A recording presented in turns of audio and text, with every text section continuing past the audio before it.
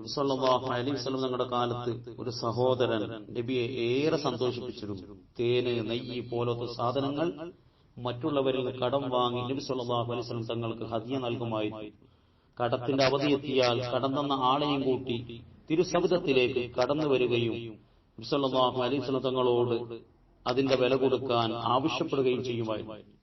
തത്സമയം നബി സല്ലല്ലാഹു അലൈഹി വസല്ലം തങ്ങൾ ഒരു പുഞ്ചിരി പകരം നൽകി അനുചരന്മാരോട് കടം കൊടുത്തു വിട്ടാൻ നിർദ്ദേശിക്കുകയും ചെയ്യുമായിരുന്നു. പ്രിയമുള്ളവരെ, പുന്നാര നബിയോട് സ്നേഹം കാണിക്കാൻ ആ മനുഷ്യൻ തെരഞ്ഞെടുത്ത മാർഗം. എന്നിട്ടും നബി സല്ലല്ലാഹു അലൈഹി വസല്ലം തങ്ങൾ ഇത് പാടില്ല, ചെയ്യരുത് എന്ന് പറഞ്ഞില്ല.